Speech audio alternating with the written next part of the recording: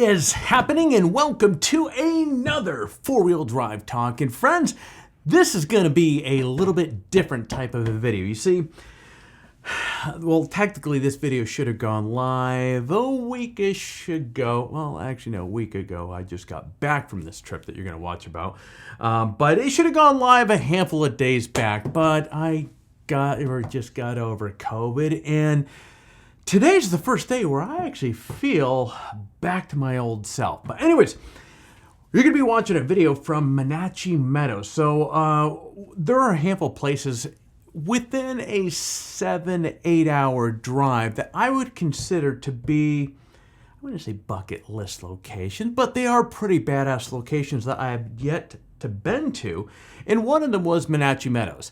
And for some time, a buddy of mine, Wilson, we had been planning and like, hey, let's do it. And we decided, okay, finally, we're going to head up to Monache Meadows. Jump on YouTube, you see a lot of really cool videos, people driving through these rivers and all these just stunning meadows, and it looked too good to pass up. So last weekend, we decided to make our way from Orange County, California, up to Monache Meadows, which is in the Eastern Sierras. And it was supposed to be about, what's funny is we had no idea how far into, shall we say, the belly of the beast, the woods. Once you left pavement, how far in was it? Now, honestly, I thought it was going to be about 2 or 3 hours. It ended up being 2.5 hours of pavement driving to get there, and then it ended up being about 4.5 hours of just absolutely badass off-roading. And then some of it was pretty technical, and then there was other areas that was just absolutely stunning driving through meadows.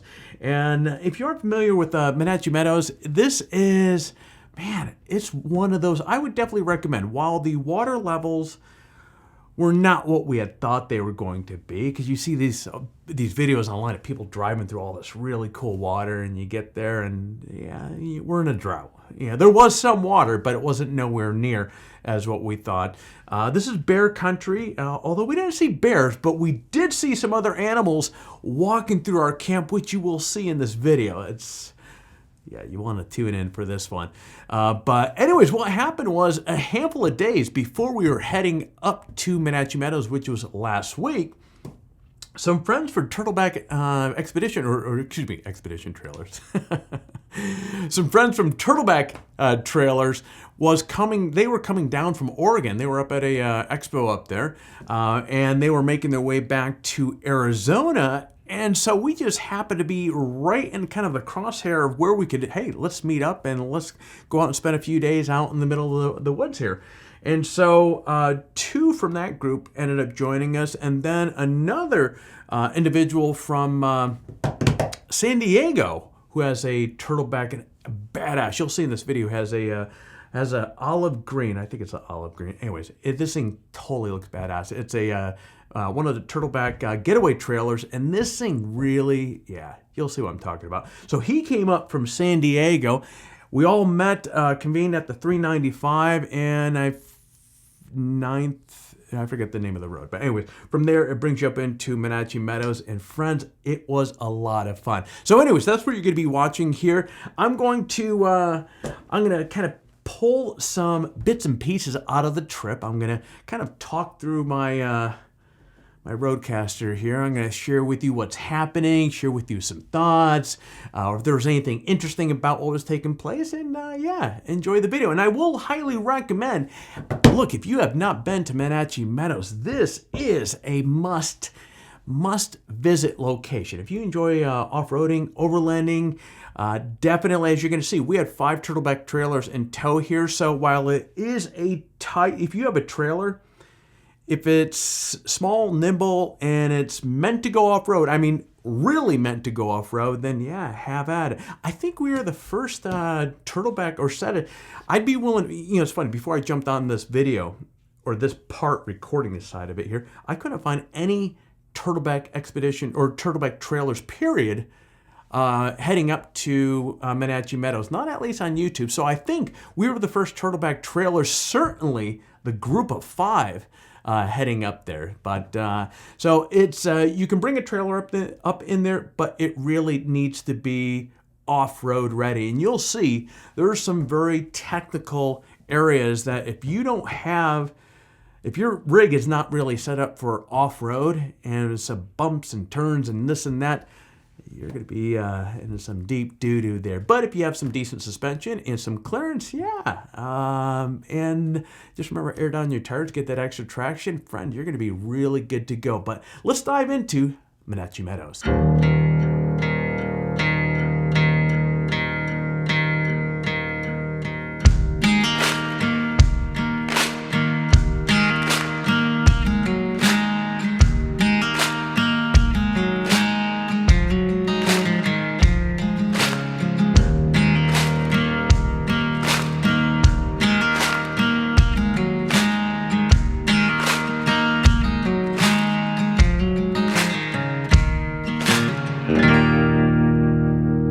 Yeah, just stop. Come on down. And this, my friends, is the Gatekeeper. And I will say this here, as we watch Greg go down this first, the camera, the footage here does absolutely no justice to just how steep this is here. And of course, Greg just owns it.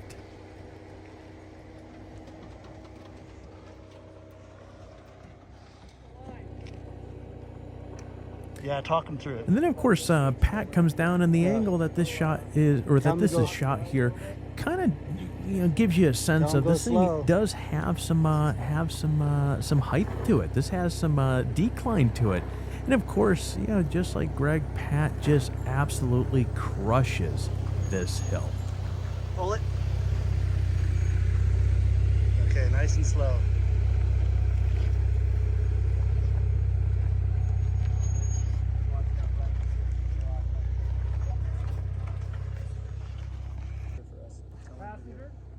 And last coming down is me. And of course, this was, I think I have a little bit of advantage over the two Wranglers because, of course, the Gladiator has such a long wheelbase.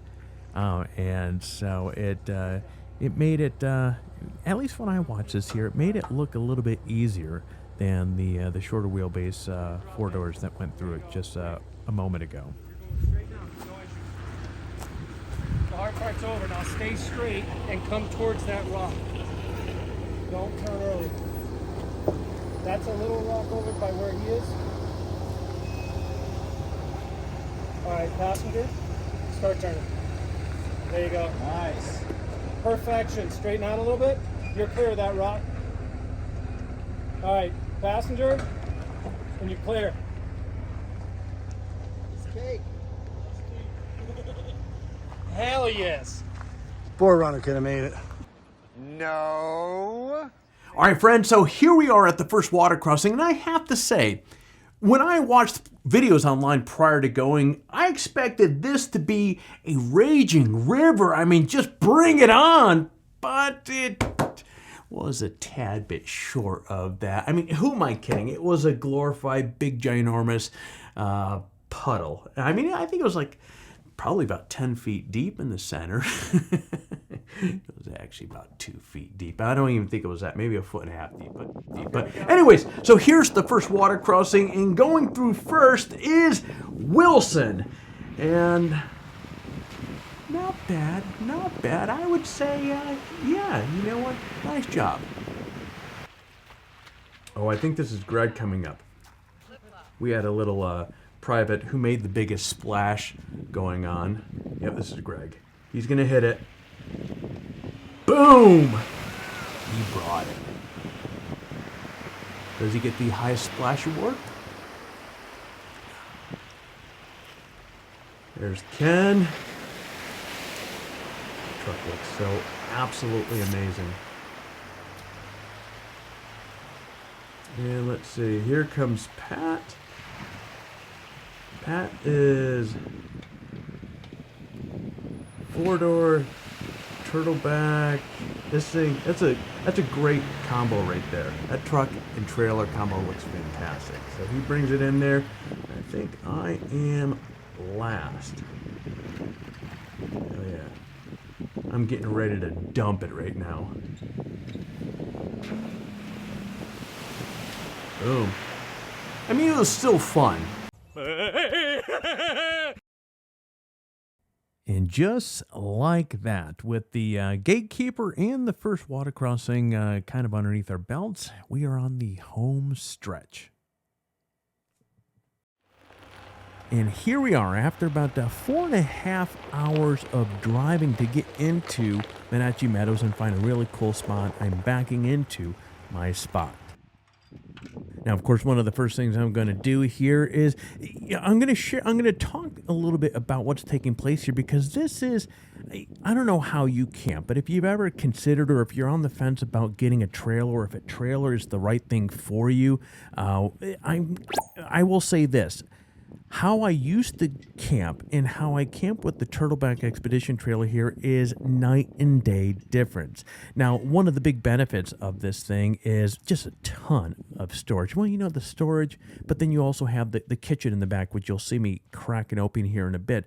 But more importantly here, when you get out the location like this, like right now, I'm actually going to disconnect my trailer from the truck, and the reason being is planning to do a little recon the following day. So that's one of the big benefits of having a trailer as your kind of base camp, command station, however you want to look at it, because then you don't, if you have a rooftop tent on top of your vehicle, you have to close it up. If you want to go do some recon or do some exploring, you got to close it up.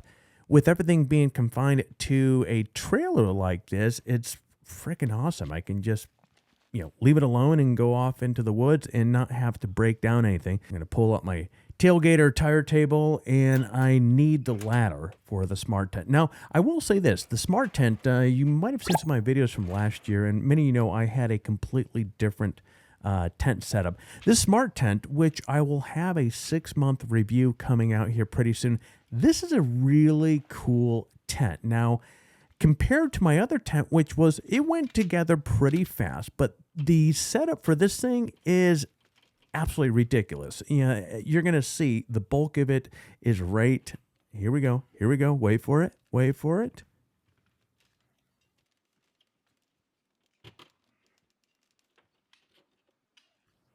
Boom. That is it. With the exception of a couple poles that I need to, which of course I'm looking for here, and little do I know at this point that the poles for the awning for this tent are not in the back of the tent, which is where I normally should have had it. They're actually in a Tupperware bin in the back, way in the front of the back of the truck, which of course I will dig out later. But anyways, the smart tent, as you can see here, this thing really goes up crazy fast. And so in the distance you could hear some thunder taking place, so I'm going to launch the awning here to give a little shelter, of course, because as you'll see in a moment, I do have my son here with me, so in case it does start to rain, which it does. Now, it's not any torrential downpour, but it was nice. So we have that massive, this is a Rhino Rack awning. This is a 270, so it does really create a lot of space underneath this thing where if it's raining, you're shielded from that. And actually, as you can see, it really opens up quite a bit. So from the front door on the passenger side of the trailer, it opens up all the way to the back, covering you. And so if you're in the back and you have the kitchen deployed on this, which it's not open right now, but you have all the space underneath there, which is really nice. So either shade from the sun or shelter from the elements. Okay, so now, I have to talk a little bit more about this here. If you haven't seen one of these, this is one of the tailgater tire tables. I've been using this thing now for, a good 4 months. I absolutely love this thing. Now, this, I stored away up in the top above the trailer, so it's always there. This is one of their XLs. This thing is so stinking cool. So as you can see in a minute here, I'm just going to bend this around, or not so much bend, but you kind of pop it over the tire. And then you have just a couple, actually, no, you have two wing nuts on both sides, which you're going to see me tighten here. And then you have this arm underneath this thing that just, you kind of undo it and lock it into place or wedge it up against the tire, cinch it up, and boom, you're off to the races. So this works out really, this kind of acts like a dining room table. I absolutely love this here. So I will put the power, usually my external power source that I will have plugged into, like in this particular case, you'll see I have the Starlink setup that will go on top of that. And then usually for breakfast, for eating, for my son, he will eat at this particular table. And here we are, cracking out the Starlink system. Again, I have another review, or the main review coming out. This will be the 3-month review of the Starlink. Highly, highly, highly, highly recommend this thing. So obviously up here in Monache Meadows, there is no cell signal, let alone obviously any sort of internet of any sort.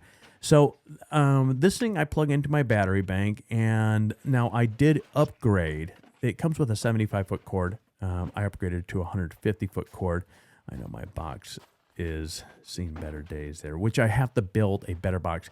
Ken, which you saw him earlier in the video, he has a really cool Pelican option that he put together. So I'm probably going to kind of borrow his blueprints on that and come up with something for my Starlink system there. But anyways, this Starlink is absolutely amazing. So there's no cell signal out here. And if you have like an iPhone, I'm not sure how it works with Android, but once you have the Starlink set up, and now I'm going to run this out into the middle of the meadow out there where it has a nice, good, clear view of northbound. And once you have this set up, which once I route this over here, it really only takes, five-ish minutes or so for this thing to, once you plug everything in, for it to boot up, figure out where the signals are. And then the one thing I do notice with mine is, give it about a good 10 minutes to kind of figure out where all the satellites are and lock onto a good signal. Right off the get-go, you might see the signal drop, and then, again, give it about 5-10 minutes or so, and you'll see that it starts locking on to what it needs to for the satellites up above. But anyways, going back to this, with an iPhone, you can enable calls through Wi-Fi, and so out here you're able to talk to family, friends, in case of emergencies, speak to people, again, where there's otherwise no signals. And of course, with the download speeds, you can stream Netflix, Disney. The following morning, I uploaded a video for you all to watch on here. So again, it's great to have this. Now, it is $110. No, well, to utilize it in this fashion that you see here, they charge an additional $25 per month fee. So it's $135, but there's no contract, and you can cancel and pause it at any time. Well, hell, one more thing I might as well kind of jibber-jabber a little bit about here. One of the questions I get quite often is, how do I cook when I am out and about? Now, granted, the Turtleback, the expedition trailer here, it does have just a massive kitchen space, as you can see there. Now, it does have a 2-burner partner stove, which is just, the thing's a beast.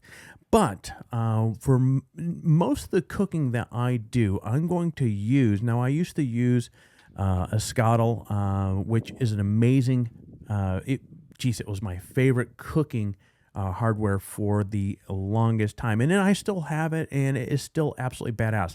But over the course of the last 6 months, I've been using the Camp Chef PX30, or the P30 rather. This thing, which you see me setting up right now, is absolutely badass. And I know what you may be thinking, okay, why did I shift from the Scuttle over to this? Well, the answer is quite simple. This thing right here, it gives me a lot more versatility. So you can see right in front of the grill there, you can see there's a couple bags there. Well, one of them has a griddle in there, and then the other one has a, kind of your traditional barbecue, and that's what I'm going to crack open right here. And then, which I don't have here with me, is there's another module for making a pizza oven. So when I'm out in the sticks, I can make pizzas out in the middle of the forest. And so how cool is that?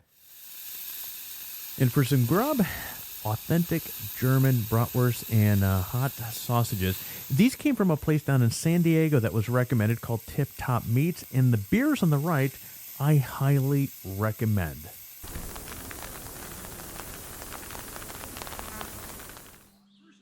Now we're going to jump to morning time. Now, this view doesn't get any better than this. I'm working on uploading a video for you guys to see, and I shared with you earlier, we didn't see any bears. Actually kind of happy about that, but we did see some other animals, and you're going to start hearing them. So I'm going to be quiet here for a moment. You gotta, this is well worth, make sure your audio's turned up.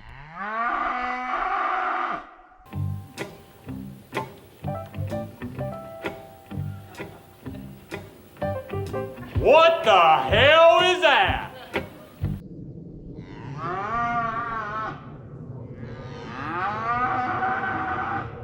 What's that dang thing doing here?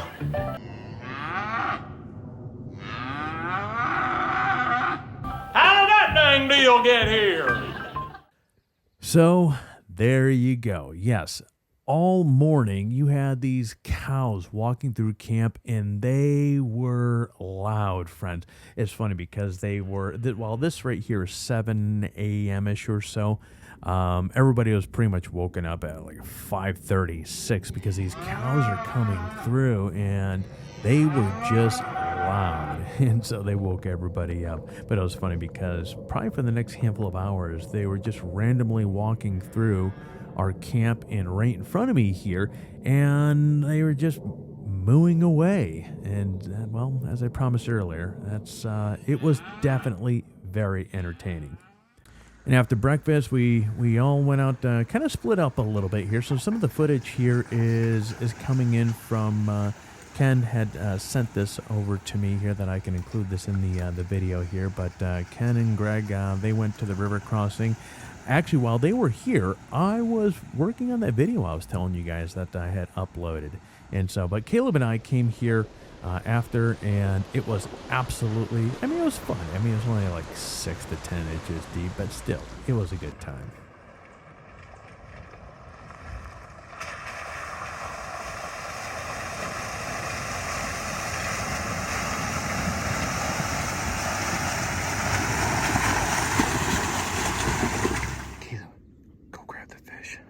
Daddy! Go get the fish. No! Go get the fish. No, you. Since you're the one who makes the big idea. You guys still have track of the fish. Where'd they go? Fishy, where are you? Oh, I see one. Wait, there's one right there. Oh, there. Right there. I see it here. Oh my God, that one too. And coming back to camp after Caleb and I were messing around near the water, my buddy Wilson, he recently picked up one of the Alp generators, which, as many of you know, I've had one for about 2 years now. Absolutely love it. And of course, Wilson here is really getting the use out of that as well.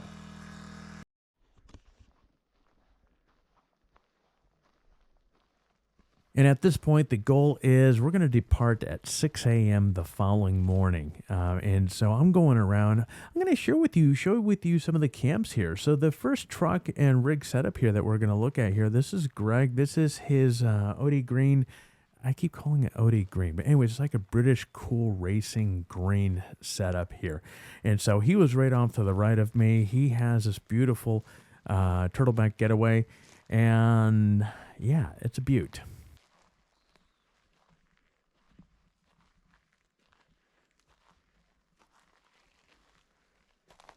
And on to Pat with the heavily Turtleback branded setup here. Again, I absolutely love the orange-black theme that he has going on. And the big logo on the side of the truck just looks absolutely bad. You can see this thing coming from a mile away.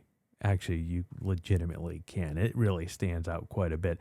And I want to say he has those on, that's a 38-inch tire on this Jeep. So it really fills it out really nice. This thing looks fantastic.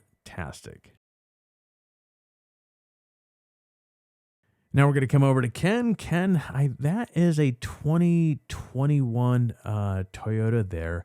That truck has really come a long way in a very short period of time, but he has, they put on a lot of miles with that. They were just up in Oregon, but he's been all over, and that truck really is something sweet. And now at this point, everybody is locked and loaded. It is Saturday morning, and we are getting lined up for one last kind of shot here in the meadows, and we're going to get our way onto the road.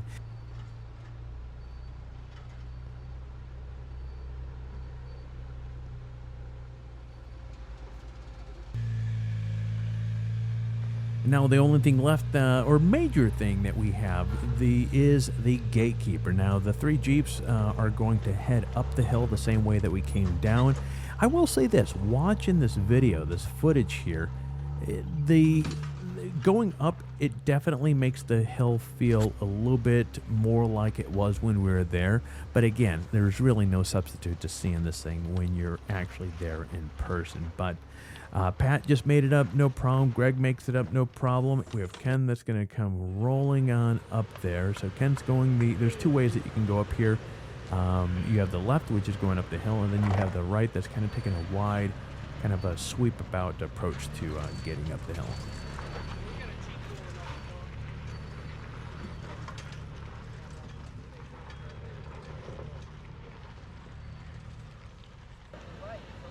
And then my buddy Wilson here, you know, he had a blue Getaway trailer prior to. This is a brand new 2022 Expedition trailer, which absolutely looks amazing. I actually like the blue Getaway that he had prior to this as well, but he makes getting up this hill looking like a breeze as well.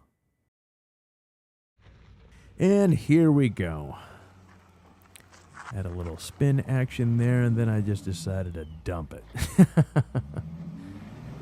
One of the videos you guys will see coming up here shortly, I have a Stage 7 Icon suspension that I just picked up last month that will be going on there. So that's going to give the truck a little bit more lift. When I was hit the incline there, you can see those tires really kind of tucked in the back there. Hey, you should have took the hard line. Joker.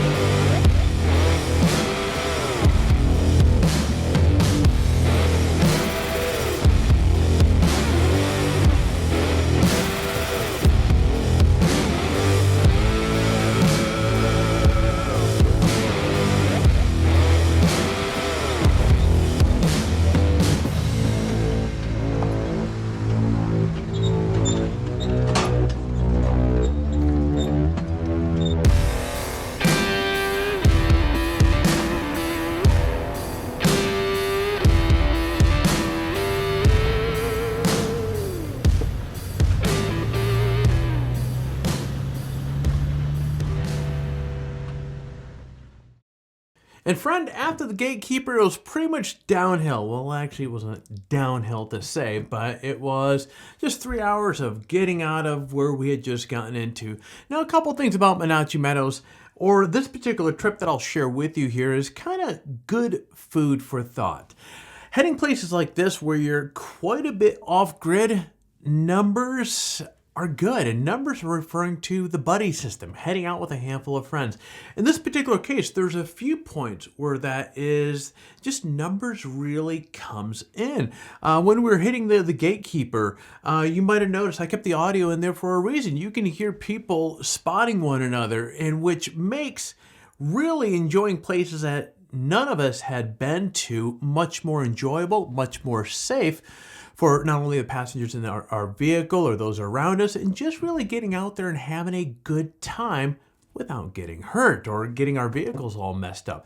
And then also, with a larger group like that, if there were bears around, for example, or other wildlife, having a larger group of people that you're with, is a good thing as well. Now, with regards to Monache Meadows, I will highly recommend to make sure you have extra fuel. While nobody ran out of fuel up there, I'm always, my Gladiator is a pig, and so I'm always concerned about that because maybe I came close to running out so many times. But before you leave the 395, there is a Shell gas station, which is 2 miles away from the cutoff where you go heading up to Monache Meadows. After that, once you get up into Monache Meadows, there's a small, like a country store up there where you can buy a $10 loaf of bread, and gas is $7.49, I think it was. Either way, it's over $7. And that's 87. They only have 1 octane. It's 87 octane. But the plus side of it is if you don't have as much reserve fuel or fuel canisters, you have an opportunity to fill it before you actually get on the official trail. But I definitely recommend if you have fuel canisters or some Rotopacks, you definitely want to have them full when you're heading up in there, especially if you're towing anything.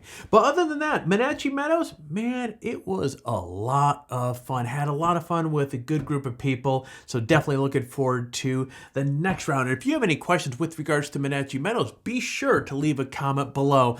And friends, well, it's that time of the video where I'm going to ask you to do all that YouTube stuff. So, hey, if you were entertained with this video, if you're thinking about heading up to Monache Meadows and this video kind of pushed you over the fence or helped you get a little educated on getting up there, then by crushing the hell out of that like button down below really does help with that. Remember that whole YouTube algorithm? Yeah, it really kicks ass with that. And if you're not subscribed to the channel, friend, what are you waiting for? We'd love to have you part of the family. And last but not least, hit that bell, crush it. So therefore, every time that we come out with a video, just like the one that you just watched here, YouTube's going to do that whole notification thing and let you know that we came out with a new video. And friends, that is it for me. So I'm going to turn off this camera. You get out there, stay healthy, and find your adventure.